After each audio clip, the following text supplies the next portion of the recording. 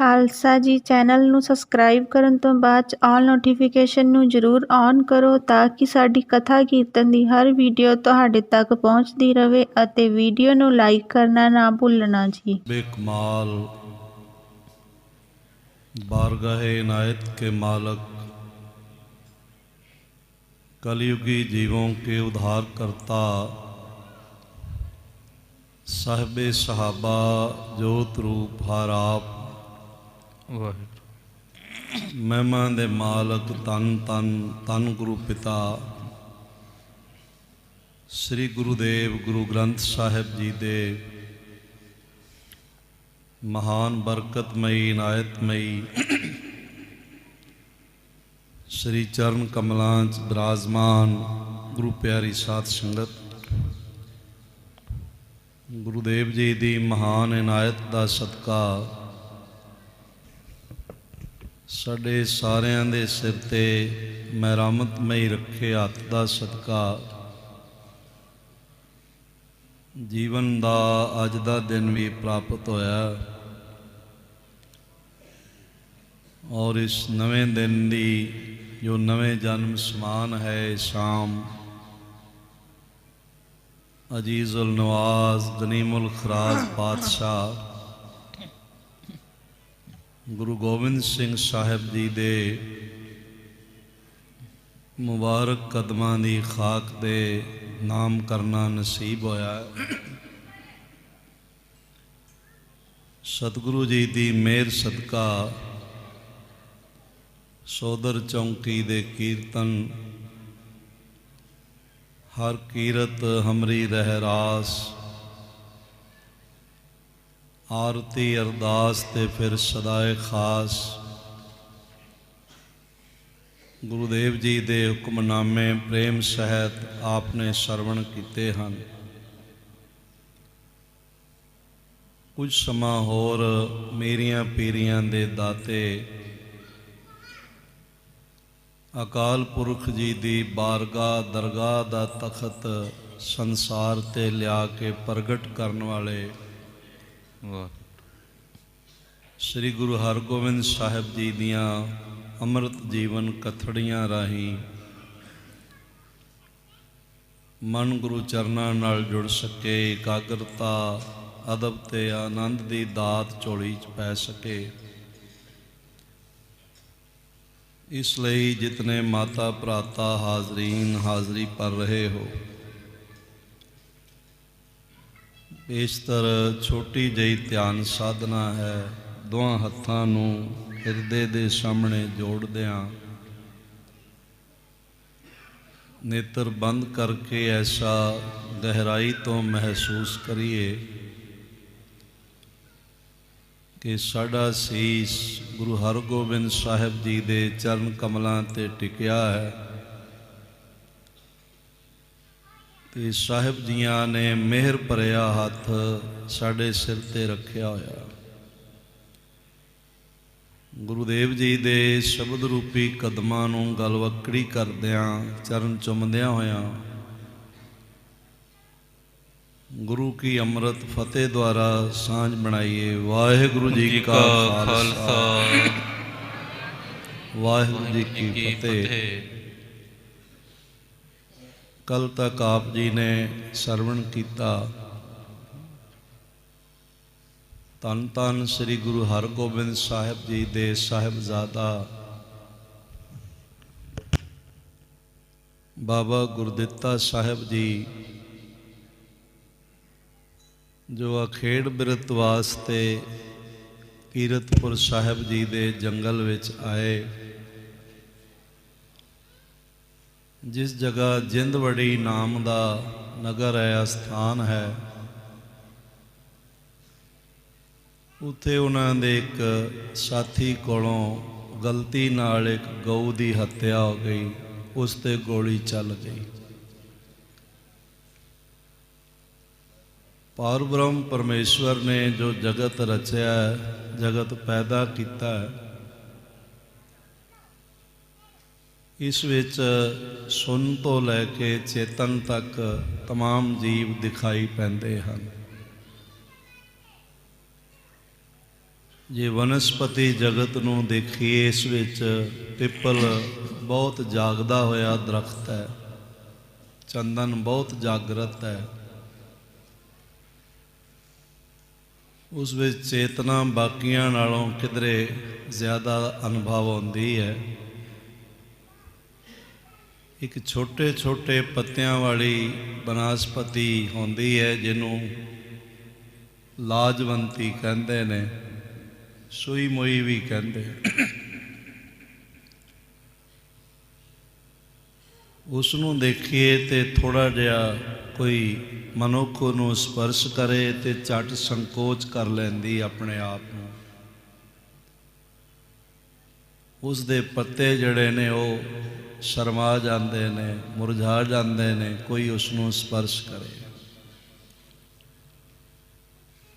ਇਹਦਾ ਮਤਲਬ ਹੈ ਮਨੁੱਖਾਂ ਵਰਗੇ ਹੱਥ ਪੈਰ ਉਹਦੇ ਕੋਲ ਨਹੀਂ, ਨਾਇਣ ਨਕਸ਼ ਨਹੀਂ,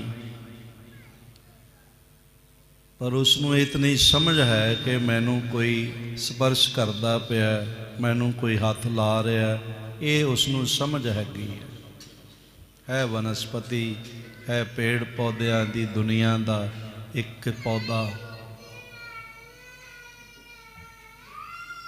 ਬਿਲਕੁਲ ਇਸੇ ਤਰ੍ਹਾਂ ਪੰਛੀ ਜਗਤ ਵਿੱਚ ਦੇਖੀਏ ਤੇ ਹੰਸ ਬਹੁਤ ਜਾਗਰਤ ਹੈ, ਬੜੀ ਚੇਤਨਤਾ ਹੈ ਉਸ ਵਿੱਚ।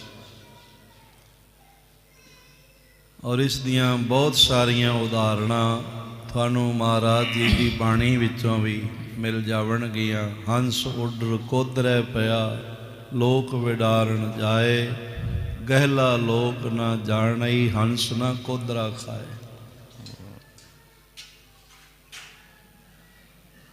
ਬਗੁਲਾ ਕਾਗ ਨਾ ਰਹੀ ਸਰਵਰ, ਜੇ ਹੋਵੇ ਅਤ ਸਿਆਣਾ, ਉਹਨਾਂ ਰਿਜ਼ਕ ਨਾ ਪਾਇਓ ਉੱਥੈ, ਉਹਨਾਂ ਹੋਰੋ ਖਾਣਾ। ਬਿਲਕੁਲ ਇਸੇ ਤਰ੍ਹਾਂ ਜੇ ਪਸ਼ੂ ਜਗਤ ਵੱਲ ਦੇਖੀਏ ਤੇ ਜਿਸ ਨੂੰ ਪਸ਼ੂ ਕਹਿਣ ਨੂੰ ਮਨ ਨਹੀਂ ਕਰਦਾ, ਜਿਹੜੀ ਸੋਚ ਮਨੁੱਖ ਵਰਗੀ ਹੈ, ਉਹ ਪਸ਼ੂ ਗਊ ਹੈਗੀ ਹੈ। ਔਰ ਉਸ ਗਊ ਦੀ ਹੱਤਿਆ ਹੋ ਜਾਣਾ ਆਪਣੇ ਆਪ 'ਚ ਬਹੁਤ ਵੱਡਾ ਇੱਕ ਬੱਜਰ ਪਾਪ ਮੰਨਿਆ ਜਾਂਦਾ ਹੈ।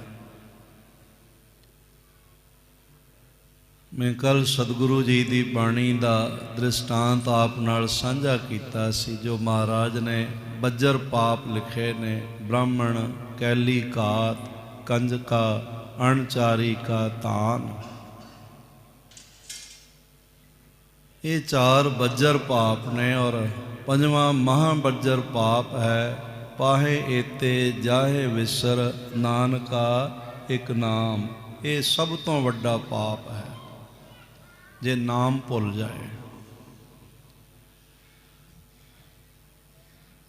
ਸਤਿਗੁਰੂ ਜੀ ਦੇ ਮਹਾਨ ਸਾਹਿਬਜ਼ਾਦੇ, ਜਿਨ੍ਹਾਂ ਦੇ ਦਾਦਾ ਗੁਰੂ, ਪਿਤਾ ਗੁਰੂ, ਪੁੱਤਰ ਗੁਰੂ ਤੇ ਪੋਤਰਾ ਵੀ ਗੁਰਤਾ ਗੱਦੀ ਤੇ ਬਿਰਾਜੇ, ਮਹਾਨ ਪਵਿੱਤਰ ਆਤਮਾ ਬਾਬਾ ਸ਼੍ਰੀ ਚੰਦ ਨੂੰ, ਜਿਨ੍ਹਾਂ ਨੂੰ ਗੁਰੂ ਹਰਗੋਬਿੰਦ ਸਾਹਿਬ ਜੀ ਨੇ ਸੌਂਪ ਦਿੱਤਾ, ਤੇ ਉਹਨਾਂ ਨੇ ਅੱਗੋਂ ਉਦਾਸੀ ਮਤ ਨੂੰ ਗੁਰੂ ਨਾਨਕ ਮਤ ਦੇ ਵੱਡੇ ਪ੍ਰਚਾਰ ਪ੍ਰਸਾਰ ਨਾਲ ਜੋੜਿਆ। ਬਾਬਾ ਸ਼੍ਰੀ ਚੰਦ ਜੀ ਵੀ ਸਾਰੀ ਜ਼ਿੰਦਗੀ ਗੁਰੂ ਨਾਨਕ ਦੇ ਮਤ ਦਾ ਪ੍ਰਚਾਰ ਕਰਦੇ ਰਹੇ। ਹੁਣ ਇਹ ਗੱਲ ਵੱਖਰੀ ਹੈ ਬਈ ਸਾਡੇ ਵਿੱਚ ਕੁਝ ਨਵੇਂ ਲਿਖਾਰੀ, ਕੁਝ ਨਵੇਂ ਬੁਲਾਰੇ ਜੰਮ ਪੈਂਦੇ ਨੇ, ਜੋ ਸੈਲਫ ਮੇਡ ਹੁੰਦੇ ਨੇ, ਨਾ ਕਿਸੇ ਗੁਰਮਤਿ ਟਕਸਾਲ ਤੋਂ ਪੜ੍ਹੇ ਹੁੰਦੇ ਨੇ, ਨਾ ਕਿਸੇ ਗੁਰਮਤਿ ਵਿਦਿਆਲੇ 'ਚ ਗਏ ਹੁੰਦੇ ਨੇ। ਪਤਾ ਨਹੀਂ ਇਹ ਕਿੱਧਰੋਂ ਆ ਜਾਂਦੇ ਨੇ, ਗੁਰੂ ਜਾਣੇ ਇਹਨਾਂ ਦੇ ਰੂਟਸ ਕੀ ਨੇ ਤੇ ਕਿੱਥੋਂ ਆਉਂਦੇ ਨੇ। ਜਿਵੇਂ ਖੇਤ ਵਿੱਚ ਕਣਕ ਕਿਸਾਨ ਬੀਜਦਾ ਹੈ ਨਾ, ਕਾਂਗਿਆਰੀ ਆਪੇ ਹੀ ਨਿਕਲ ਆਉਂਦੀ, ਪਤਾ ਨਹੀਂ ਚੱਲਦਾ ਕਿੱਧਰੋਂ ਆ ਜਾਂਦੀ। ਕੋਈ ਕਾਂਗਿਆਰੀ ਨਹੀਂ ਬੀਜਦਾ, ਇਹ ਆਪੇ ਹੀ ਆ ਜਾਂਦੀ। ਖਰਪਤਵਾਰ, ਘਾਹ ਫੂਸ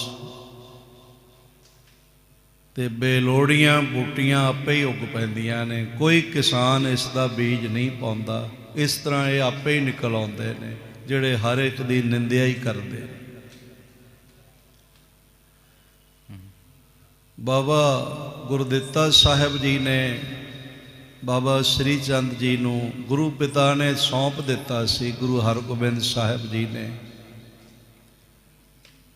अगों उदासी मत दे 4 धूणे उन्होंने बाबा अलमस्तादक नूं थापिया ते बहुत वड्डा गुरु नानक देव जी दे मत दा बाबा श्री चंद जी दी संपरदा ने प्रचार प्रसार किया। वैसे भी बाबा गुरदित्ता जी महान तपस्वी महान ब्रह्म ज्ञानी सन। कीरतपुर नगर वसाउण दा संगे बुनियाद बाबा गुरदित्ता जी ने रखिया होया, आप नूं पता होवे। उन्हां दे महल बीबी अनंती जी जो बटाले दी सरजमीन तो सन, जिस मिट्टी च माता सुलखणी जी का जन्म होया बटाला, उसे मिट्टी विच बाबा गुरदित्ता जी दे महल अनंती जियां का जन्म होया। 2 रिश्ते गुरु घर विच बटाले तो आए। खैर ज़्यादा मैं इस पिछोकड़ वाल नहीं जाना चाहता। फकीर बुढ़न शाह नूं भी गुरु नानक दे रूप विच दर्शन देण वाली शख्सियत बाबा गुरदित्ता जी ने, जिन्हां दियां गौवां शेर चारदा सी। गुरु नानक नूं नतमस्तक होए ते उन्हां ने फिर बचन लिया बई साडा उद्धार करो, ते गुरु नानक आखण लगे आवांगे तेरे आखिरी समय। ते फिर बाबा गुरदित्ता जी गए ते गुरु नानक देव जी दे रूप विच उन्हां नूं दीदार दिता ते उन्हां नूं देह मुक्त कीता। इतनी वड्डी हस्ती ने बाबा गुरदित्ता साहिब, उन्हां दे नाम नाले शब्द जुड़े हुए ने। बाबा गुरदित्ता दीन दुनी दा टिक्का, जो वर मंगिया सो वर दिता। ऐसे महान तपस्वी महान पवित्र आत्मा श्री गुरु हरराय साहब जी नूं जन्म देण वाले धन पिता प्रधान बाबा गुरदित्ता जी का सन्मान ते अस्थान बहुत वड्डा है। उन्हां दे एक संगी कोलों गऊ वध हो गया, उसने भुलेखे नाल गोली चला दी ते गऊ दे सिर विच जाके लग गई ते वो तड़प तड़प के उन्हें प्राण दे दिते। उत्ते कोई लोग सन उन्हां जिन्हां दी गऊ सी, उन्होंने बहुत शोर किया, आखिया साडी गऊ जिंदा कर देवो। काफ़ी देर बाबा गुरदित्ता साहिब ना करते रहे। आखिर सारे ही उन्होंने साथियों ने प्रार्थना की, कोई वड्डी गल नहीं है, आप कर सकते हो। ते बाबा गुरदित्ता जी ने जल का छट्टा दे के ते मरी हुई गऊ नूं जिंदा कर दिता। ये कोई वड्डी गल नहीं है, पार ब्रह्म परमेश्वर ने आप भी नामदेव दी गऊ नूं जिंदा कर दिता सी, कोई वड्डी गल नहीं। ये घटनावां गुरु नानक दे घर विच मामूली ने, कोई वड्डी नहीं है, पर अपने आप नूं छुपा के रखना ये भी संविधान है गुरु नानक दे घर दा। श्री गुरुदित्ते संग में सुभट होते तिस स्थान, हाथ जोर बोले सकल गुरसुत सुनो सुजान। हे हर प्रकार हर मत विच हर गुण विच परिपूर्ण बाबा गुरदित्ता जी साडी बेनती सुनो। नाल दे सारे सूरमियां ने प्रार्थनावां कीतियां। अगली कथा सरवण करिए पेशतर। एक बारी सारे आखो धन गुरु हरगोबिंद साहिब जी महाराज। एक बारी फिर आखो जी धन गुरु हरगोबिंद साहिब जी महाराज। दोहरा सिर गुर दित्ते संग मह ਸੁਪਟ ਹੁਤੇ ਤਿਸ ਥਾਨ। ਜਿਹੜੇ ਸੂਰਮੇ ਨਾਲ ਖੇਡ ਬਿਰਤ ਲਈ ਗਏ ਹੋਏ ਸਨ। ਹਾਥ ਜੋਰ ਬੋਲੇ ਸਕਲ ਗੁਰ ਸੁਤ ਸੁਨਹੁ ਸੁਜਾਨ। ਇਹ ਗੁਰੂ ਪੁੱਤਰ ਹਰ ਪ੍ਰਕਾਰ ਹਰ ਗੁਣ ਦੇ ਸੁਗਿਆਤਾ ਸੁਜਾਨ। ਬਾਬਾ ਜੀ ਸਾਡੀ ਪ੍ਰਾਰਥਨਾ ਸੁਣੋ। ਚੌਪਈ ਮਰੀ ਗਊ ਤੇ ਦੋਸ ਕਨੇਰੇ। ਆਖਿਆ ਪੁਰਾਤਨ ਰਿਸ਼ੀਆਂ ਮੁਨੀਆਂ ਨੇ ਐਸਾ ਆਖਿਆ, ਮਹਾਰਾਜ ਦੀ ਬਾਣੀ ਐਸਾ ਕਹਿੰਦੀ। ਕੈਲੀ ਘਾਤ, ਗਊ ਦਾ ਘਾਤ ਹੋ ਜਾਣਾ ਬਹੁਤ ਵੱਡਾ ਪਾਪ ਹੈ। ਜੇ ਜੀਵਹਿ ਹੋਏ ਕੁਸਲ ਬਡੇਰੇ। ਮਹਾਰਾਜ ਜੇ ਆਪ ਬਾਬਾ ਜੀ ਕਿਰਪਾ ਕਰੋ ਤੇ ਗਊ ਜੀਵੇ ਤੇ ਬਹੁਤ ਵੱਡੀਆਂ ਖੁਸ਼ੀਆਂ ਹੋਣਗੀਆਂ। ਜਿਉ ਕਿਉ ਕਰ ਦੀਜਹਿ ਇਸ ਪ੍ਰਾਨ। ਆਪ ਕਿਰਪਾ ਕਰੋ ਇਸ ਮਰੀ ਹੋਈ ਗਊ ਨੂੰ ਪ੍ਰਾਣ ਦਾਨ ਦੇ ਦਿਓ। ਮੈਂ ਅਰਜ਼ ਕਰਾਂ, ਗੁਰੂ ਮਰਿਆਂ ਨੂੰ ਜ਼ਿੰਦਾ ਕਰ ਸਕਦਾ। ਸਤਿਗੁਰ ਮੇਰਾ ਮਾਰ ਜਿਵਾਲੇ, ਮਾਰ ਵੀ ਸਕਦਾ ਹੈ ਤੇ ਜਿਉਂਦਾ ਵੀ ਕਰ ਸਕਦਾ ਹੈ। ਗੁਰੂ ਘਰ ਵਿੱਚ ਇਹ ਬਰਕਤ ਹੈਗੀ ਹੈ। ਸੁੱਕੇ ਹੋਏ ਦਰਖਤ ਜੇ ਹਰੇ ਹੋ ਜਾਂਦੇ ਨੇ। ਇਹ ਸਾਹਮਣੇ ਹੀ ਹੈ ਸ੍ਰੀ ਗੁਰੂ ਦੇਵ ਜੀ ਦਾ ਗੁਰੂ ਕਾ ਬਾਗ, ਜਿੱਥੇ ਮਹਾਰਾਜ ਨੇ ਚਰਨ ਪਾਏ ਤੇ ਸੁੱਕੇ ਹੋਏ ਦਰਖਤ ਹਰੇ ਹੋ ਗਏ। ਦਿਓਨਗਰ ਬਹਾਦਰ ਬਾਬਾ ਬਿਧੀ ਚੰਦ ਜੀ ਨੇ ਸੁੰਦਰ ਸ਼ਾਹ ਕੋਲ ਚਰਨ ਪਾਏ ਤੇ ਸੁੱਕੇ ਹੋਏ ਦਰਖਤ ਉਹਨਾਂ ਦੇ ਚਰਨ ਪਾਉਣ ਨਾਲ ਹਰੇ ਹੋ ਗਏ। ਸੁੱਕੇ ਹਰੇ ਕੀਏ ਖਿਨ ਮਾਹੇ, ਅੰਮ੍ਰਿਤ ਦ੍ਰਿਸ਼ਟ ਸੰਚ ਜੀਵਾਹੇ। ਕੋਈ ਵੱਡੀ ਗੱਲ ਨਹੀਂ। ਬੜੀ ਵਾਰੀ ਐਸਾ ਤੁਹਾਡੇ ਸੁਣਨ ਵਿੱਚ ਪੜ੍ਹਨ ਵਿੱਚ ਆਇਆ ਹੋਵੇਗਾ ਕਿ ਮਰਦੇ ਮਰਦੇ ਨੂੰ ਪਰਮਾਤਮਾ ਦੇ ਚਰਨਾਂ 'ਚ ਅਰਦਾਸ ਕੀਤੀ ਤੇ ਉਹਨੇ ਰੱਖ ਲਿਆ। ਰਾਖੀ ਤਾਂ ਹਰ ਸਵਾਸ ਤੇ ਹੀ ਕਰਦਾ ਹੈ। ਸਾਸ ਸਾਸ ਸੰਭਾਲਤਾ ਮੇਰਾ ਪ੍ਰਭ ਸੋਈ। ਪੰਜ ਪਿਆਰੇ ਸਾਹਿਬਾਨ ਜੀ ਦੇ ਖੁਦ ਸੀਸ ਉਤਾਰ ਕੇ ਧੰਨ ਧੰਨ ਗੁਰੂ ਗੋਬਿੰਦ ਸਿੰਘ ਮਹਾਰਾਜ ਜੀ ਨੇ ਸ੍ਰੀ ਅਨੰਦਪੁਰ ਸਾਹਿਬ ਦੇ ਮੁਕਾਮ ਇਹ ਦੱਸ ਦਿੱਤਾ ਬਈ ਫਿਰ ਜਿਉਂਦੇ ਵੀ ਕੀਤਾ ਜਾ ਸਕਦਾ। ਖੈਰ ਮੁਕਤਸਰ ਮੈਂ ਗੁਜ਼ਾਰਿਸ਼ ਕਰਨਾ ਚਾਹੁੰਦਾ ਹਾਂ। ਆਖਿਆ ਜਿਵੇਂ ਕਿਵੇਂ ਕਰੋ ਬਾਬਾ ਜੀ ਇਹ ਗਊ ਜ਼ਿੰਦਾ ਕਰ ਦੇਵੋ। ਸਭ ਤਿਸ ਤੇ ਕਲਹਾ ਹੋਏ ਹਨ। ਸਾਰੇ ਪਾਸਿਆਂ ਤੋਂ ਜਿਹੜਾ ਕਲੇਸ਼ ਹੈ, ਕਲਾ ਹੈ, ਜੋ ਸ਼ੋਰ ਸ਼ਰਾਬਾ ਹੋ ਰਿਹਾ ਇਹ ਮੁੱਕ ਜਾਵੇਗਾ। ਪਾਤਕ ਮਿਟ ਹੈ ਪੁਨ ਅਧਿਕਾਈ। ਤੇ ਜਿਹੜਾ ਪਾਪ ਕਰਮ ਹੋਇਆ ਵੀ ਮਿਟ ਜਾਏਗਾ ਤੇ ਵੱਡਾ ਪੁੰਨ ਪ੍ਰਾਪਤ ਹੋਵੇਗਾ ਤੁਹਾਡੇ ਸਿਪਾਹੀਆਂ ਨੂੰ। ਪਸਰੈ ਕੀਰਤ ਬਿਮਲ ਸਦਾਈ। ਤੇ ਨਿਰਮਲ ਕੀਰਤੀ ਜੋ ਸਦਾ ਤੋਂ ਸਦਾ ਤੱਕ ਹੈ ਹੋਰ ਜ਼ਿਆਦਾ ਵਿਸਤ੍ਰਿਤ ਹੋਵੇਗੀ। ਨਰ ਆਦਿਕ ਜੇ ਅਪਰ ਜੀਵਾਵਨ।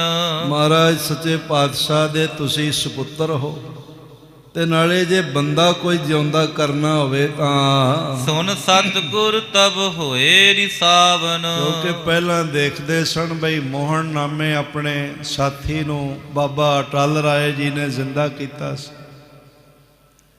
ਤੇ ਉਹਨਾਂ ਨੂੰ ਆਪਣੇ ਪ੍ਰਾਣ ਦੇਣੇ ਪਏ ਸਨ। ਇਸ ਲਈ ਉਹ ਕਹਿੰਦੇ ਨੇ ਬਾਬਾ ਜੀ ਜੇ ਬੰਦੇ ਨੂੰ ਜਿਉਂਦਾ ਕਰਨਾ ਹੋਵੇ ਸ਼ਾਇਦ ਤਾਂ ਪ੍ਰਾਣ ਦੇਣੇ ਪੈਂਦੇ ਹੋਣਗੇ ਤੇ ਮਹਾਰਾਜ ਨਾਰਾਜ਼ ਹੁੰਦੇ ਹੋਣਗੇ। ਇਸ ਤੇ ਪੁੰਨ ਅਧਿਕ ਕੋ ਜਾਨ। ਪਰ ਇੱਥੇ ਇਹਨੂੰ ਗਊ ਨੂੰ ਜ਼ਿੰਦਾ ਕਰਨਾ ਬਹੁਤ ਪੁੰਨ ਕਰਮ ਹੈ। ਸ੍ਰੀ ਪ੍ਰਭ ਨਹੀਂ ਕੋਪ ਕੋ ਠਾਨ। ਤੇ ਅਸੀਂ ਕਹਿ ਸਕਦੇ ਹਾਂ ਬਈ ਗੁਰੂ ਪਿਤਾ ਗੁਰੂ ਹਰਗੋਬਿੰਦ ਸਾਹਿਬ ਕੋਈ ਨਾਰਾਜ਼ਗੀ ਨਹੀਂ ਜ਼ਾਹਰ ਕਰਨਗੇ। ਇਹ ਸਾਰੇ ਸਿਪਾਹੀ ਕਹਿ ਰਹੇ ਹਨ। ਇਤਿਆਦਿਕ ਸਭ ਹੂਨ ਸੁਨਾਇਓ। ਇਤਿਆਦਿਕ ਹੋਰ ਵੀ ਸਾਰਿਆਂ ਨੇ ਇਹ ਬੇਨਤੀਆਂ ਕੀਤੀਆਂ। ਗੁਰ ਸੁਤ ਸੁਨਤ ਹਿਰਦੇ ਹੋਏ ਆਇਓ। ਤੇ ਬਾਬਾ ਗੁਰਦਿੱਤਾ ਸਾਹਿਬ ਜੀ ਦੇ ਮਨ ਵਿੱਚ ਇਹ ਗੱਲ ਆ ਗਈ ਅਬ ਤੋ ਆਛੀ ਇਹ ਜੀਵਾਵਨ। ਬਈ ਹੁਣ ਸਾਰੇ ਬੇਨਤੀਆਂ ਕਰ ਰਹੇ ਹਨ। ਚੰਗਾ ਹੈ ਮਰੀ ਹੋਈ ਗਊ ਜ਼ਿੰਦਾ ਹੋ ਜਾਵੇ। ਸਹਤ ਪੁੰਨ ਅਰ ਰਾਰ ਮਿਟਾਵਨ, ਨਾਲੇ ਝਗੜਾ ਮਿਟ ਜਾਏਗਾ, ਨਾਲੇ ਪੁੰਨ ਕਰਮ ਹੋਵੇਗਾ। ਪਿਤਾ ਕੋਪ ਕੋ ਲਹਿ ਸਹਾਰ, ਤੇ ਜੇ ਗੁਰੂ ਪਿਤਾ ਨਾਰਾਜ਼ ਵੀ ਹੋ ਜਾਵਣਗੇ ਤੇ ਅਸੀਂ ਸਹਾਰ ਲਵਾਂਗੇ, ਬੇਨਤੀ ਕਰ ਲਵਾਂਗੇ, ਚਰਨਾਂ ਤੇ ਸਿਰ ਰੱਖ ਦੇਵਾਂਗੇ। ਅਸੀਂ ਉਹਨਾਂ ਦੀ ਨਾਰਾਜ਼ਗੀ ਆਪਣੇ ਤਨ ਤੇ ਆਪਣੇ ਜੀਵਨ ਤੇ ਸਹਾਰ ਲਵਾਂਗੇ। ਜਥਾ ਕਹਿ ਸੋ ਕਰ ਹੈ ਕਾਰ, ਤੇ ਜੋ ਆਪ ਕਹਿਣਗੇ, ਜੋ ਸਜ਼ਾ ਵੀ ਦੇਣਗੇ, ਉਹ ਕੰਮ ਅਸੀਂ ਕਰ ਲਵਾਂਗੇ। ਏਮ ਉਰ ਲਿਆਏ ਤੁਰੰਗਮ ਛੋਰ, ਔਰ ਇਸ ਤਰ੍ਹਾਂ ਹਿਰਦੇ ਵਿੱਚ ਵਿਚਾਰ ਕਰਕੇ ਤੇ ਘੋੜੇ ਨੂੰ ਛੱਡ ਕੇ ਘੋੜੇ ਤੋਂ ਉਤਰ ਕੇ ਉਤਰ ਗਏ ਮਿਰਤੂ ਤੇਨੂੰ ਔਰ। ਜਿੱਧਰ ਗਊ ਮਰੀ ਪਈ ਸੀ ਉਸ ਪਾਸੇ ਆਪ ਗਊ ਦੇ ਕੋਲ ਆ ਗਏ ਹਨ। ਨੀਮ ਤਰੋਵਰ ਕੀ ਨਵਲਾਸੀ, ਔਰ ਹੱਥ ਵਿੱਚ ਉਹਨਾਂ ਨੇ ਨਿੰਮ ਦੀ ਇੱਕ ਨਾਜ਼ੁਕ ਜਿਹੀ ਕੋਮਲ ਜਿਹੀ ਛੜੀ ਪਕੜੀ ਹੋਈ, ਜਿਹਦੇ ਨਾਲ ਅੱਗੇ ਕੋਮਲ ਕੋਮਲ ਲਾਲ ਰੰਗ ਦੀਆਂ ਪੱਤੀਆਂ ਨੇ, ਉਹ ਹੱਥ ਵਿੱਚ ਬਾਬਾ ਗੁਰਦਿੱਤਾ ਜੀ ਨੇ ਪਕੜੀ ਹੋਈ ਹੈ। ਹਾਥ ਗਹੀ ਪਹੁੰਚੇ ਗੋਪਾਸੀ, ਉਹ ਛੜੀ ਨਿੰਮ ਦੀ ਹੱਥ 'ਚ ਪਕੜੀ ਹੋਈ ਹੈ ਤੇ ਗਊ ਦੇ ਕੋਲ ਆ ਗਏ ਹਨ। ਛਰੀ ਲਗਾਏ ਗਊ ਕੋ ਗਾਤ, ਇਸ ਤਰ੍ਹਾਂ ਜਿੱਥੇ ਗੋਲੀ ਲੱਗੀ ਸੀ ਨਾ, ਸਿਪਾਹੀ ਦੁਆਰਾ ਗੋਲੀ ਚਲਾਈ ਗਈ, ਭੁਲੇਖੇ 'ਚ ਲੱਗ ਗਈ ਸੀ, ਉਹਨੇ ਮਿਰਗ ਸਮਝ ਕੇ ਮਾਰਿਆ ਸੀ। ਉਸ ਮਸਤਕ ਤੇ ਸ੍ਰੀ ਬਾਬਾ ਗੁਰਦਿੱਤਾ ਜੀ ਨੇ ਉਹ ਨਿੰਮ ਦੀ ਛੜੀ ਨੂੰ ਸੁਹਾਇਆ। ਸਿਰ ਮੁਖ ਤੇ ਬੋਲੇ ਇਸ ਭਾਂਤ, ਤੇ ਆਪਣੇ ਪਵਿੱਤਰ ਮੁਖੜੇ ਤੋਂ ਬਾਬਾ ਗੁਰਦਿੱਤਾ ਜੀ ਨੇ ਇਸ ਤਰ੍ਹਾਂ ਆਖਿਆ, ਉਠੋ ਮਾਤ ਅਬ ਨਿੰਦਰਾ ਤਿਆਗੋ। ਆਖਣ ਲੱਗੇ, ਹੇ ਗਊ ਮਾਤਾ ਉਠੋ, ਹੁਣ ਨੀਂਦ ਤਿਆਗ ਦਿਓ, ਨਿੰਦਰਾ ਤਿਆਗੋ ਤੇ ਉੱਠ ਖੜੇ ਹੋ। ਪੂਰਬ ਸਮਚਰ ਬੇਤਰਣ ਲਾਗੋ, ਤੇ ਜਿਵੇਂ ਪਹਿਲਾਂ ਘਾਹ ਚੱਗ ਰਹੇ ਸੀ, ਘਾਹ ਚਰ ਰਹੇ ਸੀ, ਹੇ ਗਊ ਮਾਤਾ, ਉਸੇ ਤਰ੍ਹਾਂ ਹੀ ਹਰਾ ਹਰਾ ਘਾਹ ਹੈ, ਤੁਸੀਂ ਚਰੋ। ਸੁਪਟੇ ਸਕਲ ਅਰ ਖਰੇ ਪਹਾੜੀ, ਇਸ ਤਰ੍ਹਾਂ ਸਾਰੇ ਉਹਨਾਂ ਦੇ ਨਾਲ ਆਏ ਹੋਏ ਸੂਰਮੇ ਤੇ ਜਿਨ੍ਹਾਂ ਦੀ ਗਊ ਸੀ ਉਹ ਪਹਾੜੀ ਸਾਰੇ, ਮਰੀ ਧੇਰਨ ਸੋ ਕਰਤ ਨਿਹਾਰੀ। ਮਰੀ ਹੋਈ ਗਊ ਨੂੰ ਦੇਖ ਰਹੇ ਹਨ। ਗੁਰੂ ਪੁੱਤਰ ਜਬ ਬਾਕ ਬਖਾਨੇ, ਜਦੋਂ ਗੁਰੂ ਪੁੱਤਰ ਸਾਹਿਬਜ਼ਾਦਾ ਤੇ ਗੁਰੂ ਪਿਤਾ ਗੁਰੂ ਹਰਿਰਾਏ ਸਾਹਿਬ ਜੀ ਦੇ ਪਿਤਾ ਗੁਰੂ ਹਰਗੋਬਿੰਦ ਸਾਹਿਬ ਜੀ ਦੇ ਪੁੱਤਰ ਬਾਬਾ ਗੁਰਦਿੱਤਾ ਜੀ ਨੇ ਜਦ ਇਹ ਬਚਨ ਆਖੇ, ਤਤ ਛਿਨ ਉਠੀ ਸੋ ਪ੍ਰਥਮ ਸਮਾਨੇ। ਜਿਵੇਂ ਗਊ ਵਾਕਈ ਸੁੱਤੀ ਹੋਵੇ ਤੇ ਸੁੱਤਾ ਕੋਈ ਜਾਗ ਪੈਂਦਾ, ਉਸੇ ਤਰ੍ਹਾਂ ਗਊ ਉੱਠ ਕੇ ਖੜੀ ਹੋ ਗਈ। ਤਿਰਣ ਹਰਤ ਕੋ ਚਰਨੇ ਲਾਗੀ, ਤੇ ਹਰੇ ਹਰੇ ਤਿਨਕੇ ਘਾਹ ਗਊ ਚੁਗਣ ਲੱਗ ਪਈ, ਜਿਵੇਂ ਕੁਛ ਵੀ ਨਹੀਂ ਹੋਇਆ ਹੋਵੇ। ਦੇਖ ਸਭਿਨ ਬੁੱਧ ਬਿਸਮੈ ਪਾਗੀ, ਐ ਜਦ ਕੌਤਕ ਦੇਖਿਆ ਤੇ ਸਾਰੇ ਬਹੁਤ ਵਿਸਮਾਦਤ ਹੋਏ ਨੇ ਤੇ ਬਾਬਾ ਗੁਰਦਿੱਤਾ ਜੀ ਦੇ ਚਰਨੀ ਪੈ ਗਏ ਹਨ। ਹਰਖਤ ਹੋਏ ਹਾਕ ਸੰਭਾਰੀ, ਔਰ ਇਸ ਤਰ੍ਹਾਂ ਦੇ ਨਾਲ ਬੜੇ ਖੁਸ਼ ਹੋ ਕੇ ਬਾਬਾ ਗੁਰਦਿੱਤਾ ਜੀ ਨੂੰ ਨਮਸਕਾਰ ਕਰਕੇ ਤੇ ਆਪਣੀ ਗਊ ਹੱਕ ਕੇ ਲੈ ਚੱਲੇ ਹਨ। ਲੈ ਗਮਨੇ ਜਬ ਹੈ ਸੁਰਪੀ ਸਾਰੀ, ਜਿੱਥੇ ਬਾਕੀ ਗਊਆਂ ਚੁਗ ਰਹੀਆਂ ਨੇ, ਇਕੱਲੀ ਇੱਧਰ ਚੁਗਦੀ ਪਈ ਸੀ ਤੇ ਗੋਲੀ ਦਾ ਸ਼ਿਕਾਰ ਹੋ ਗਈ। ਉਹਨਾਂ ਗਊਆਂ ਵੱਲ ਨੂੰ ਲੈ ਕੇ ਇਹ ਗਊਆਂ ਦੇ ਚਰਵਾਹੇ ਚੱਲ ਪਏ ਹਨ। ਕਰ ਬੰਧਨ ਕੋ ਸੁਜਸ ਉਚਾਰਤ, ਸਭ ਨੇ ਹੱਥ ਜੋੜੇ ਤੇ ਬਾਬਾ ਬੁੱਢਾ ਗੁਰਦਿੱਤਾ ਸਾਹਿਬ ਜੀ ਦੀ ਅਤੇ ਗੁਰੂ ਘਰ ਦੀ ਬਹੁਤ ਵਡਿਆਈ ਕੀਤੀ। ਗਏ ਗੁਰੂ ਮਹਿਮਾ ਉਰ ਧਾਰਤ, ਔਰ ਇਸ ਤਰ੍ਹਾਂ ਗੁਰੂ ਪਾਤਸ਼ਾਹ ਜੀ ਦੀ ਮਹਿਮਾ ਹਿਰਦੇ ਵਿੱਚ ਵਸਾ ਕੇ ਵੀ ਆਪ ਸਭ ਕੁਝ ਕਰ ਸਕਦੇ, ਆਪਣੇ ਆਪਣੇ ਘਰੀ ਰਵਾਨਾ ਹੋਏ। ਗੁਰ ਸੁਤ ਚੜੇ ਤੁਰੰਗਮ ਚਲੇ, ਤੇ ਬਾਬਾ ਗੁਰਦਿੱਤਾ ਸਾਹਿਬ ਘੋੜੇ ਤੇ ਚੜ ਕੇ ਚੱਲ ਪਏ ਹਨ। ਸੁਪਟ ਸੰਗ ਗਮਨੇ ਸਭ ਮਿਲੇ, ਨਾਲ ਸਾਰੇ ਸੂਰਮੇ ਵੀ ਜੋ ਆ ਖੇਡ ਬਿਰਤ ਲਈ ਗਏ ਸਨ ਉਹ ਵੀ ਨਾਲ ਚੱਲ ਪਏ ਹਨ ਮਿਲ ਕੇ। ਵਿਸਮਤ ਮਤ ਕੀਰਤਪੁਰ ਆਏ, ਤੇ ਵਿਸਮਾਦ ਹੋ ਗਏ ਕਿ ਇਹ ਕੌਤਕ ਦੇਖ ਕੇ। ਤੇ ਇਸ ਤਰ੍ਹਾਂ ਨਗਰ ਕੀਰਤਪੁਰ ਆ ਪਹੁੰਚੇ ਹਨ, ਜਿੱਥੇ ਗੁਰੂ ਹਰਗੋਬਿੰਦ ਸਾਹਿਬ ਨਿਵਾਸ ਕਰ ਰਹੇ ਹਨ। ਤਰ ਤੁਰੰਗ ਸਥਾਨ ਲਗਾਏ, ਇਹ ਸਾਰੇ ਘੋੜਿਆਂ ਤੋਂ ਉਤਰ ਕੇ ਆਪਣੇ ਆਪਣੇ ਥਾਂ, ਜਿੱਥੇ ਘੋੜਿਆਂ ਨੂੰ ਕਿੱਲੇ ਗੱਡੇ ਸਨ ਬੰਨ੍ਹਣ ਵਾਸਤੇ, ਉਹਨੂੰ ਘੋੜਾ ਲਾਉਣਾ ਕਹਿੰਦੇ, ਉੱਤੇ ਉੱਤੇ ਘੋੜੇ ਬੰਨ੍ਹ ਦਿੱਤੇ। ਦਿਨ ਮਧਿਆਨ ਪਇਓ ਤਹ ਕਾਲਾ, ਉਸ ਵੇਲੇ ਜਿਹੜਾ ਨਾ ਸਮਾਂ ਦੁਪਹਿਰ ਦਾ ਹੋ ਗਿਆ ਸੀ। ਭੋਜਨ ਕਰ ਮਨ ਭਾਏ ਵਿਸਾਲਾ, ਔਰ ਇਸ ਤਰ੍ਹਾਂ ਸਾਰਿਆਂ ਨੇ ਮਨ ਭਾਉਂਦਾ ਸਵਾਦਿਸ਼ਟ ਭੋਜਨ, ਵਿਸ਼ਾਲ ਸਵਾਦ ਵਾਲਾ, ਬਹੁਤ ਸਵਾਦਲਾ ਭੋਜਨ ਜੋ ਗੁਰੂ ਕੇ ਲੰਗਰ ਵਿੱਚ ਰੋਜ਼ ਤਿਆਰ ਹੁੰਦਾ ਸੀ। ਇਹ ਬੜੀ ਵੱਡੀ ਬਰਕਤ ਹੈ। ਲੰਗਰ ਦੌਲਤ ਵੰਡੀਏ, ਰਸ ਅੰਮ੍ਰਿਤ ਖੀਰ ਘਿਆਲੀ। ਲੰਗਰ ਦੀ ਜਿਹੜੀ ਹੈ ਨਾ ਸਾਧ ਸੰਗਤ ਜੀ ਕੁਆਲਿਟੀ, ਅਸੀਂ ਸਮਝਦੇ ਹਾਂ ਬਈ ਨਿਰਾ ਦਾਲ ਫੁਲਕਾ ਹੀ ਹੋਵੇ। ਕਈ ਤਾਂ ਇਸ ਤੇ ਬੜਾ ਕਿੰਤੂ ਕਰਦੇ ਨੇ ਜੀ, ਲੰਗਰ ਤਾਂ ਮਾੜੇ ਮੋਟੇ ਜਿਹੇ ਪ੍ਰਸ਼ਾਦੇ ਹੋਣ ਤੇ ਸੁੱਖ ਨਾਲ ਇੱਕੋ ਹੀ ਦਾਲ ਸਭ ਜਗ੍ਹਾ ਮਿਲਦੀ ਹੈ ਮਾਵਾਂ ਦੀ। ਇਹ ਬਿਲਡਿੰਗ ਮਟੀਰੀਅਲ ਹੈ ਮਾਵਾਂ ਦੀ ਦਾਲ। ਪੁਰਾਣੇ ਸਮੇਂ ਸੀਮੈਂਟ ਦੀ ਜਗ੍ਹਾ ਇਹ ਵਰਤਦੇ ਸਨ। ਇਹ ਬੰਦਿਆਂ ਦਾ ਖਾਣਾ ਨਹੀਂ ਹੈ ਮਾਵਾਂ ਦੀ ਦਾਲ। ਇਹਨੂੰ ਕਹਿੰਦੇ ਨੇ ਇਹਦੇ 'ਚ ਬੜੇ ਹਾਈ ਪ੍ਰੋਟੀਨ ਨੇ, ਬਥੇਰਾ ਕੁਝ ਕਹਿੰਦੇ ਨੇ, ਪਰ ਇੱਕ ਦਿਨ ਖਾ ਲਓ ਤੇ 4-5 ਦਿਨ ਖਲਾਸੀ ਨਹੀਂ ਕਰਦੀ। ਮਾਵਾਂ ਦੀ ਦਾਲ ਤੇ ਉੱਤੇ ਕਹਿੰਦੇ ਨੇ ਜੀ ਭਾਂਡੇ ਦੀ ਵੀ ਲੋੜ ਨਹੀਂ, ਦਾਲ ਫੁਲਕੇ ਤੇ ਹੀ ਪਾ ਲਓ। ਨਹੀਂ ਸਾਧ ਸੰਗਤ, ਵਧੀਆ ਤੋਂ ਵਧੀਆ ਭੋਜਨ ਤਿਆਰ ਹੋਣਾ ਚਾਹੀਦਾ, ਕਿਉਂਕਿ ਭੋਜਨ ਇਹ ਨਾ ਸਮਝੋ ਬਈ ਲੋਕਾਂ ਨੇ ਛਕਣਾ ਹੈ। ਲੰਗਰ ਵਿੱਚ ਬੈਠਣ ਵਾਲੀ ਸੰਗਤ ਸੰਗਤ ਨਹੀਂ ਹੁੰਦੀ, ਲੰਗਰ ਵਿੱਚ ਬੈਠਣ ਵਾਲੀ ਸੰਗਤ ਗੁਰੂ ਸਾਹਿਬ ਦਾ ਰੂਪ ਹੀ ਹੁੰਦੀ, ਗੁਰੂ ਨੇ ਛਕਣਾ ਹੁੰਦਾ। ਇਸ ਲਈ ਕੋਈ ਕਮੀ ਨਾ ਰਹਿ ਜਾਏ, ਹਰ ਚੀਜ਼ ਪ੍ਰੋਪਰ ਬਣੇ, ਸਵਾਦਿਸ਼ਟ ਬਣੇ। ਤੇ ਜਿੰਨਾ ਪ੍ਰੇਮ ਨਾਲ ਕੋਈ ਲੰਗਰ ਤਿਆਰ ਕਰੇ, ਗੁਰੂ ਦੀ ਖੁਸ਼ੀ ਓਨੀ ਵੱਧ ਬਣ ਜਾਂਦੀ। ਜਦ ਬੇਬੇ ਨਾਨਕੀ ਜੀਆਂ ਨੇ ਗੁਰੂ ਨਾਨਕ ਦੇਵ ਜੀ ਤੇ ਸਵਾਲ ਕੀਤਾ ਸੀ ਚੱਲਣ ਲੱਗਿਆਂ, ਅਹੋ ਵੇ ਵੀਰ ਅਸਾਂ ਕੋ ਥਾਂ ਟਿਕਾਣਾ ਦੱਸ ਜਾਵੀਐ, ਸਾਡਾ ਮਨ ਕਰੇ ਤਾਂ ਉਥਾਉ ਆਏ ਮਿਲੀਏ। ਜਾਂ ਦੱਸੋ ਕਿਉਂ ਕਰ ਮਿਲਣਾ ਥੀਵੈ, ਤਾਂ ਗੁਰੂ ਨਾਨਕ ਦੇਵ ਨੇ ਆਖਿਆ ਬੇਬੇ ਭਾਵਨਾ ਸਿਉ ਭੋਜਨ ਤਿਆਰ ਚਾਹ ਕਰੇ, ਅਸੀਂ ਛਕਣ ਆਵੰਜੀਆਂ। ਤੇ ਉਹ ਲੰਗਰ ਬਣਾ ਕੇ ਅਰਦਾਸ ਕੀਤੀ ਤੇ ਗੁਰੂ ਨਾਨਕ ਦਰਵਾਜ਼ੇ ਤੇ ਖੜੇ ਨਜ਼ਰ ਆਏ ਤੇ ਆਵਾਜ਼ ਆਈ, ਸਤ ਕਰਤਾਰ ਬੇਬੇ ਜੀ ਅਸੀਂ ਆਪ ਪਹੁੰਚੇ। ਗੁਰੂ ਕਾ ਲੰਗਰ ਵਧੀਆ ਤੋਂ ਵਧੀਆ ਹੋਵੇ, ਸਵਾਦਿਸ਼ਟ ਹੋਵੇ, ਪੂਰਨ ਗੁਰ ਮਰਿਆਦਾ ਵਿੱਚ ਤਿਆਰ ਹੋਇਆ ਹੋਵੇ।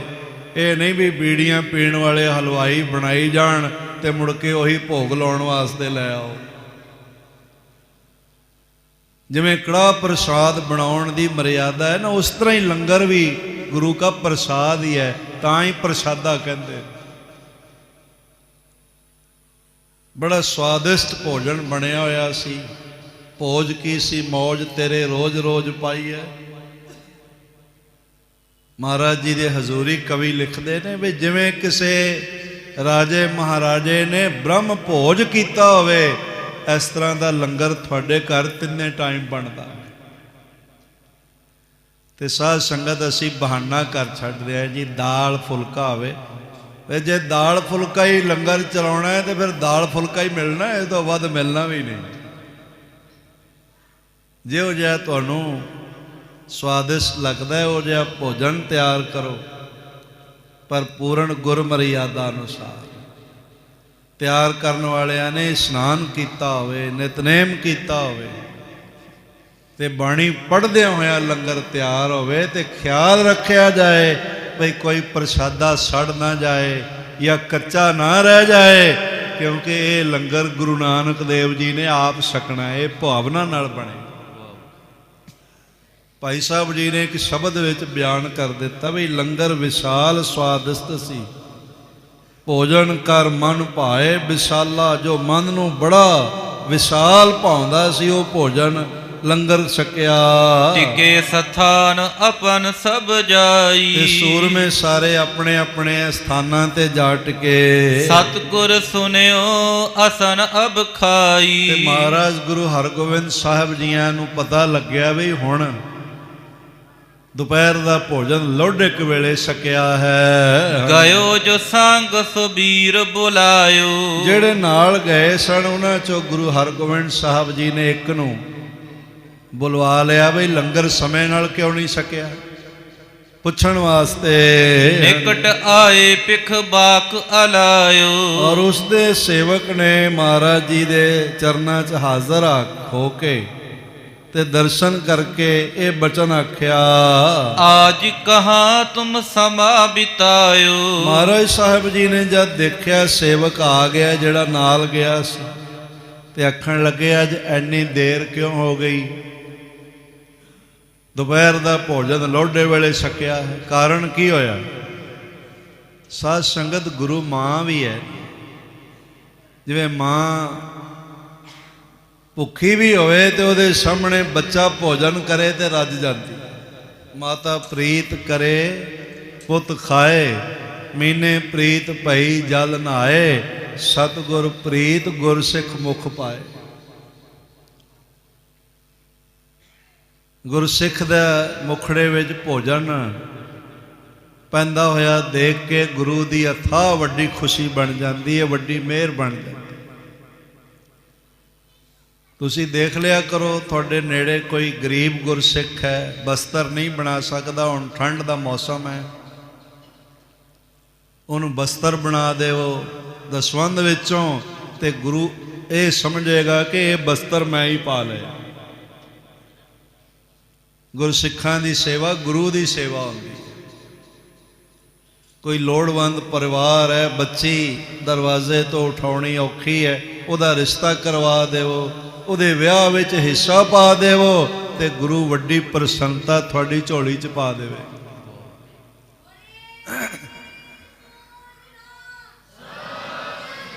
ਗੁਰੂ ਪਾਤਸ਼ਾਹ ਜੀ ਦੀ ਪ੍ਰਸੰਨਤਾ ਨੂੰ ਸਮਰਪਿਤ ਹੁੰਦਿਆਂ ਬੀਬੀ ਜੀ ਨੇ ਜੈਕਾਰਾ ਤਾਂ ਪੂਰਾ ਬਲ ਲਾ ਕੇ ਬੁਲਾਇਆ,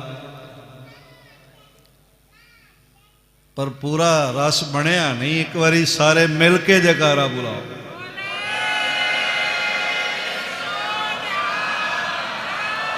ਇਸ ਤਰ੍ਹਾਂ ਗੁਰੂ ਦੀ ਪ੍ਰਸੰਨਤਾ ਸਿੱਖ ਲੈ ਸਕਦਾ ਹੈ।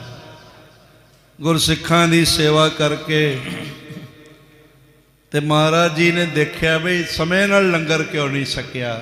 ਗੁਰੂ ਪਿਤਾ ਵੀ ਹੈ ਨਾ, ਤੂੰ ਮੇਰਾ ਪਿਤਾ, ਤੂੰ ਹੈ ਮੇਰਾ ਮਾਤਾ, ਤੇ ਕਾਰਨ ਜਾਣਨ ਵਾਸਤੇ ਬੁਲਾਇਆ। ਵਿਚਰਤ ਵਹਿਰ ਅਸਨ ਅਬ ਖਾਇਓ। ਹੁਣ ਤੱਕ ਬਾਹਰ ਹੀ ਵਿਚਰ ਰਹੇ ਸੀ, ਹੁਣ ਭੋਜਨ ਛਕਿਆ ਹੈ। ਸਗਰੀ ਸਾਚੀ ਦੇਹ ਬਤਾਏ। ਮਹਾਰਾਜ ਕਹਿਣ ਲੱਗੇ ਜੋ ਸੱਚ ਹੈ ਗੁਰਸਿੱਖਾ ਸਾਨੂੰ ਦੱਸ, ਬਈ ਲੰਗਰ ਦੇ ਟਾਈਮ ਕਿਉਂ ਨਹੀਂ ਪਹੁੰਚੇ।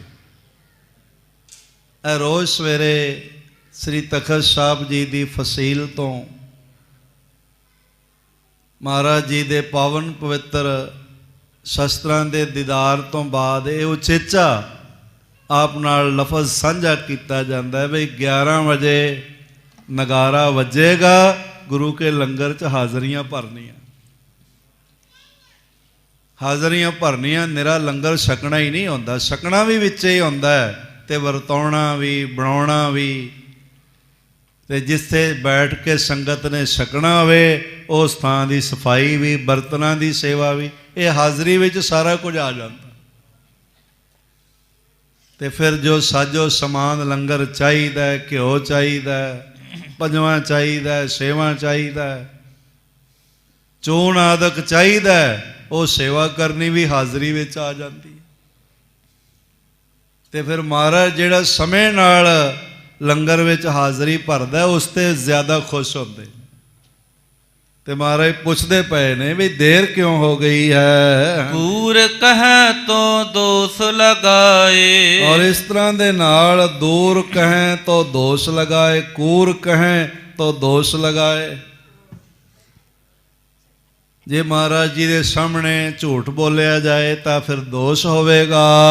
सुनत सुपट कंपियो सब गात। जदों महाराज जी की रसना तो यह सुनिया बई सच दसना,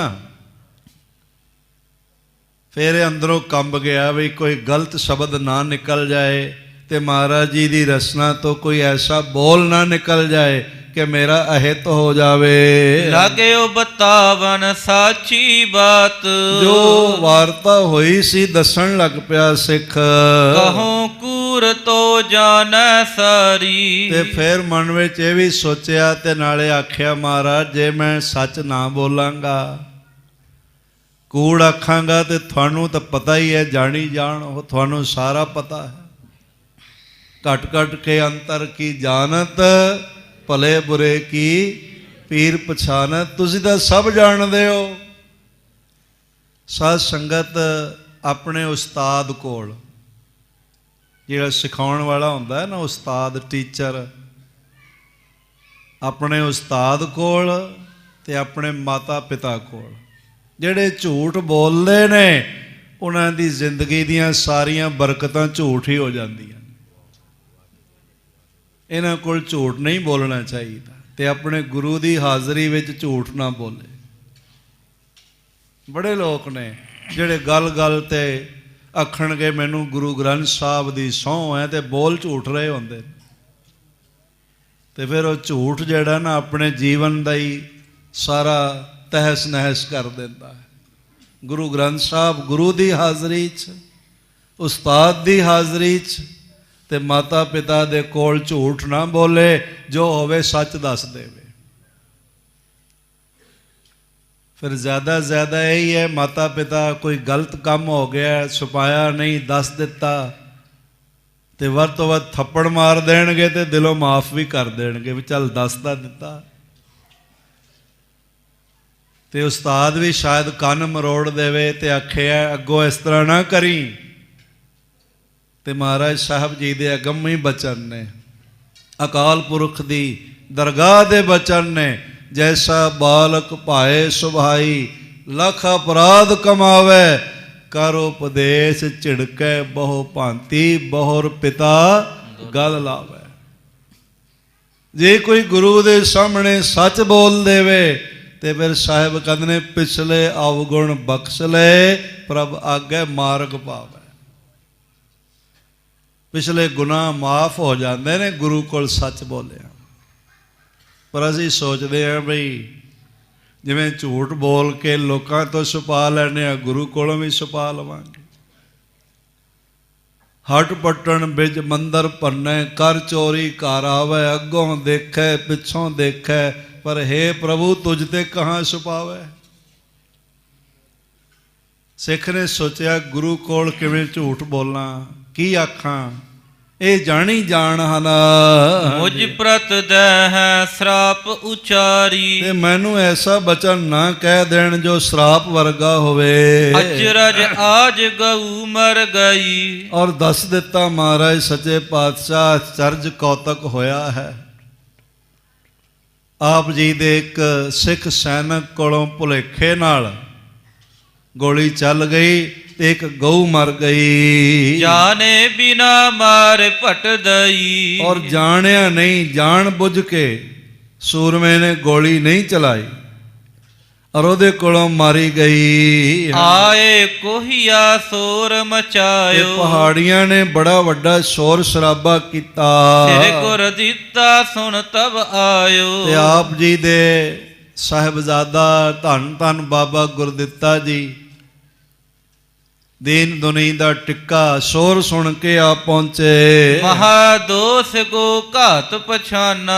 ते फिर आप नू महसूस होया, उन्होंने देखा बई महादोष हो गया, गऊ घात हो गया साडे कोलों, वड्डा पाप हो गया साडे साथी कोलों। भरे सबिन के दीनस प्राणा।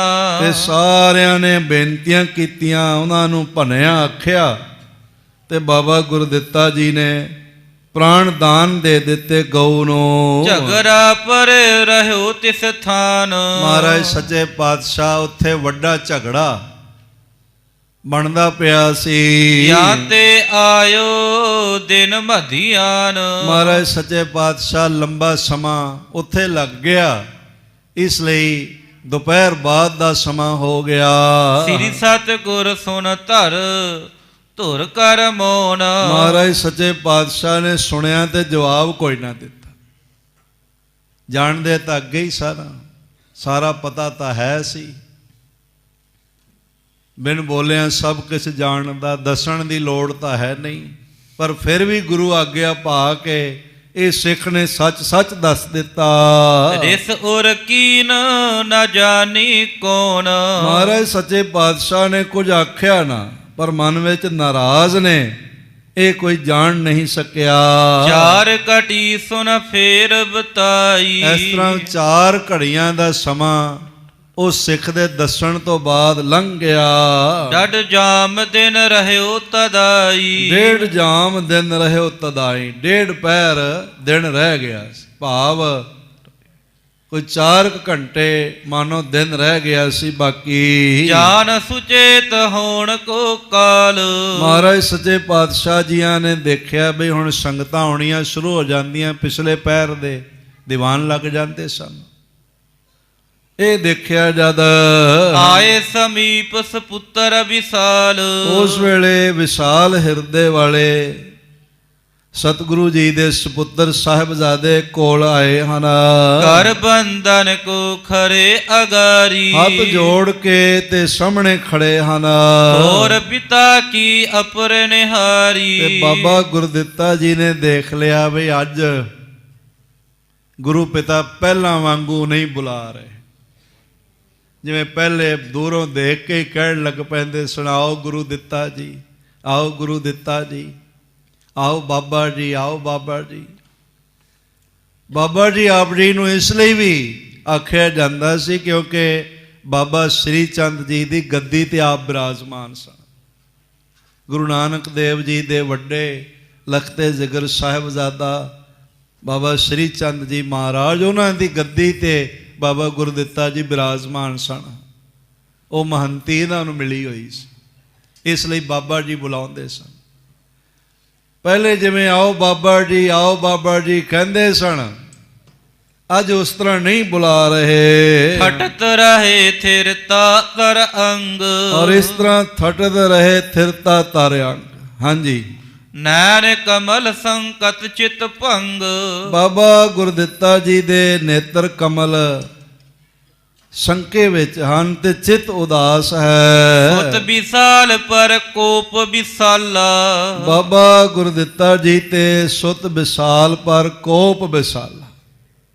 ਵੱਡੇ ਸੁਪੁੱਤਰ ਤੇ ਮਹਾਰਾਜ ਵੱਡੀ ਨਾਰਾਜ਼ਗੀ ਰੱਖ ਰਹੇ ਹਨ। ਸਤਿਗੁਰ ਬਦਨ ਦ੍ਰਿਗਨ ਕਰ ਲਾਲ। ਮਹਾਰਾਜ ਸੱਚੇ ਪਾਤਸ਼ਾਹ ਜੀ ਦੇ ਨੇਤਰ ਉਸ ਵੇਲੇ ਬਾਬਾ ਗੁਰਦਿੱਤਾ ਜੀ ਨੂੰ ਲਾਲ ਨਜ਼ਰ ਆਏ, ਭਾਵ ਨਾਰਾਜ਼ਗੀ ਨਜ਼ਰ ਆਈ। ਬੋਲੇ ਕਰਨ ਲਗੇ ਅਬਨੀ ਕੀ। ਔਰ ਇਸ ਤਰ੍ਹਾਂ ਆਖਣ ਲੱਗੇ ਕਿ ਬਾਬਾ ਗੁਰਦਿੱਤਾ ਜੀ ਤੁਸੀਂ ਤਾਂ ਬਹੁਤ ਚੰਗੇ ਕੰਮ ਕਰਨ ਲੱਗ ਪਏ ਹੋ। ਇੱਕ ਵਾਰੀ ਆਖੋ ਧੰਨ ਗੁਰੂ ਹਰਗੋਬਿੰਦ ਸਾਹਿਬ ਜੀ ਮਹਾਰਾਜ। ਗੁਰੂ ਸਿਧਾਂਤ ਤੇ, ਗੁਰੂ ਨਾਨਕ ਦੇ ਸਿਧਾਂਤ ਤੇ ਪਹਿਰਾ ਦੇਣ ਲਈ ਆਪਣੇ ਪੁੱਤਰਾਂ ਨੂੰ ਵੀ ਵਾਰਿਆ ਜਾ ਸਕਦਾ ਹੈ, ਆਪਣੇ ਪੁੱਤਰਾਂ ਨਾਲੋਂ ਵੀ ਨਾਤਾ ਤੋੜਿਆ ਜਾ ਸਕਦਾ। ਤੇ ਸਾਧ ਸੰਗਤ ਅੱਜ ਜੇ ਅਸੀਂ ਦੇਖੀਏ ਤੇ ਅਸੀਂ ਕਿੱਥੇ ਖੜੇ ਹਾਂ? ਸਾਡੇ ਪਰਿਵਾਰ, ਸਾਡੇ ਬੱਚੇ ਕਿੱਥੇ ਖੜੇ ਨੇ? ਕਈ ਵਾਰੀ ਅਸੀਂ ਗੁਰਦੁਆਰਿਆਂ ਦੇ ਪ੍ਰਬੰਧਕ ਹੁੰਦੇ ਹਾਂ ਤੇ ਸਾਡੇ ਕੋਲ ਨਿਤਨੇਮ ਹੀ ਨਹੀਂ ਹੁੰਦਾ, ਨਾ ਅੰਮ੍ਰਿਤ ਵੇਲਾ ਹੁੰਦਾ ਹੈ।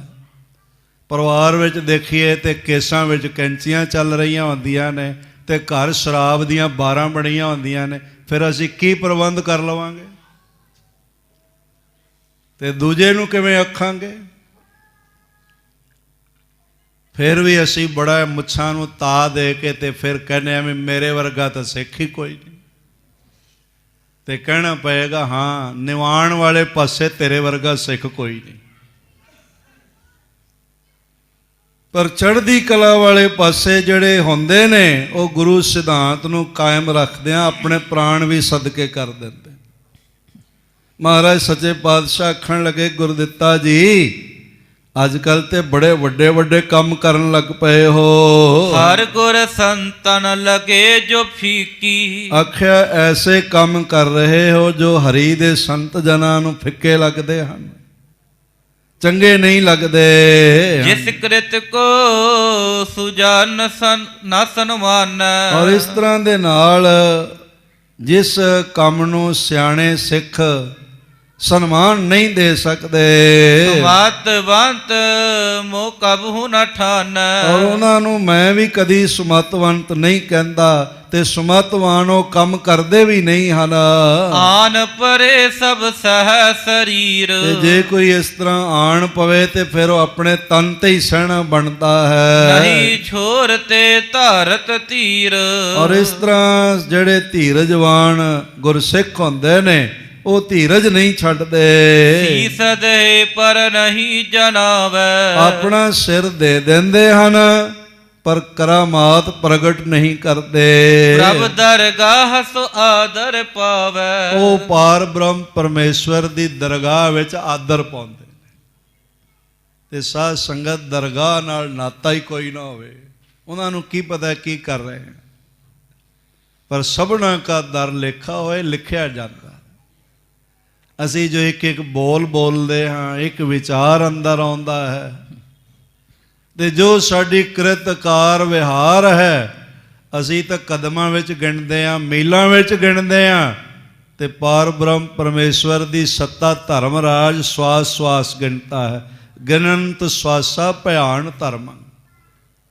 ਉਸ ਵੇਲੇ ਸਾਡੇ ਤੇ ਉਹਦੀ ਭਿਆਨਕ ਦ੍ਰਿਸ਼ਟੀ ਆਉਂਦੀ ਹੈ ਜਦੋਂ ਅਸੀਂ ਨਾਮ ਜਪਣ ਤੋਂ ਬਿਨਾਂ ਆਪਣੇ ਸਵਾਸਾਂ ਦਾ ਆਪ ਕਤਲ ਕਰੀ ਜਾਂਦੇ, ਆਪਣੇ ਜੀਵਨ ਦਾ ਖੁਦ ਕਾਤਲ ਬਣਦੇ ਆ ਜਦੋਂ ਨਾਮ ਤੋਂ ਬਿਨਾਂ ਕੋਈ ਸਵਾਸ ਜਾਂਦਾ ਹੈ। ਤੇ ਸਾਧ ਸੰਗਤ ਆਪ ਹੀ ਕੋਈ ਆਪਣੀ ਛਾਤੀ ਵਿੱਚ ਸੁਰਾ ਮਾਰੇ ਤੇ ਫਿਰ ਆਖੇ ਪੀੜ ਹੁੰਦੀ ਹੈ, ਦਰਦ ਹੁੰਦੀ ਹੈ, ਤੇ ਕੌਣ ਦੱਸੇ ਪੁਰਖਾ ਸੁਰਾ ਤੇ ਤੂੰ ਆਪ ਹੀ ਮਾਰਿਆ। ਸ਼ੁਕਰ ਕਰ ਦਰਦ ਹੀ ਹੁੰਦੀ ਹੈ, ਜੇ ਗਹਿਰਾ ਵੱਜਦਾ ਤੇ ਤੂੰ ਮਰ ਹੀ ਜਾਣਾ ਸੀ।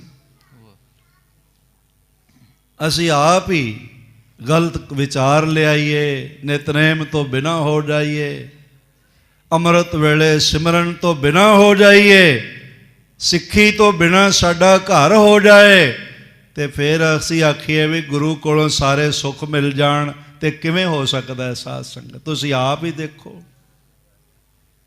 ਮਹਾਰਾਜ ਕਹਿਣ ਲੱਗੇ ਅੱਜ ਤੇ ਬੜੇ ਵੱਡੇ ਵੱਡੇ ਕੰਮ ਕਰਨ ਲੱਗ ਪਏ ਹੋ। ਅਗਲੀ ਜੋ ਵਿਚਾਰ ਹੈ ਨਾ, ਸਾਹਿਬ ਆਖਣ ਲੱਗੇ ਜਿਹੜਾ ਸੀਸ ਦੇ ਦੇਵੇ ਪਰ ਆਪਣਾ ਆਪਾ ਜਣਾਵੇ ਨਾ, ਉਹ ਪਰਮਾਤਮਾ ਦੀ ਦਰਗਾਹ ਵਿੱਚ ਆਦਰ ਸਤਕਾਰ ਪਾਉਂਦਾ ਹੈ।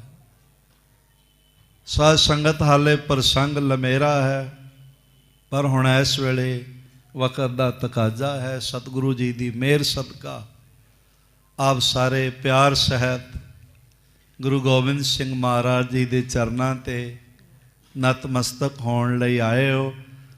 ਬੜੀ ਪਿਆਸ ਹੈ ਤੁਹਾਡੇ ਅੰਦਰ। ਕੋਈ 152 ਮੈਂਬਰਾਂ ਦਾ ਜਥਾ ਜਲੰਧਰ ਤੋਂ ਆਇਆ ਹੋਇਆ, ਬੀਬੀਆਂ ਨੇ, ਵੀਰ ਨੇ, ਸਾਰੇ ਬੜੇ ਪ੍ਰੇਮ ਨਾਲ ਪਹੁੰਚੇ ਹੋਏ ਨੇ। ਅੱਜ ਮਿਲੇ ਤੇ ਉਹਨਾਂ ਦੇ ਬੋਲਾਂ ਵਿੱਚ ਪਿਆਸ ਨਜ਼ਰ ਆ ਰਹੀ ਸੀ ਬਈ 2 ਸਾਲ ਲੋਕਡਾਊਨ ਰਿਹਾ ਤੇ ਕਿਤਨੇ ਹਿਰਦੇ ਪਿਆਸ ਨਾਲ ਭਰੇ ਹੋਏ ਨੇ ਗੁਰੂ ਗੋਬਿੰਦ ਸਿੰਘ ਜੀ ਦੇ ਦੀਦਾਰ ਵਾਸਤੇ। ਤੇ ਹੁਣ ਉਸ ਪਿਆਸ ਨੂੰ ਬੁਝਾਉਣ ਲਈ ਗੁਰੂ ਦੀਦਾਰ ਦਾ ਅੰਮ੍ਰਿਤ ਜਲ ਪ੍ਰਾਪਤ ਹੋਇਆ। ਸਾਧ ਸੰਗਤ ਅਸਲੀਅਤ ਇਹ ਹੈ, ਤੁਸੀਂ ਹੀ ਨਹੀਂ ਉਡੀਕ ਰਹੇ ਸੀ, ਗੁਰੂ ਗੋਬਿੰਦ ਸਿੰਘ ਮਹਾਰਾਜ ਵੀ ਤੁਹਾਨੂੰ ਉਡੀਕ ਰਹੇ ਸੀ ਬਈ ਮੇਰੇ ਬੱਚੇ ਕਦੋਂ ਕੁ ਤੱਕ ਆਉਂਦੇ ਨੇ। ਗੁਰੂ ਸਿੱਖ ਦੀ ਪ੍ਰੀਤ, ਇੱਕ ਜੈਕਾਰਾ ਸਾਰੇ ਮਿਲ ਕੇ ਗਜਾ ਹੀ ਦੇਵੋ।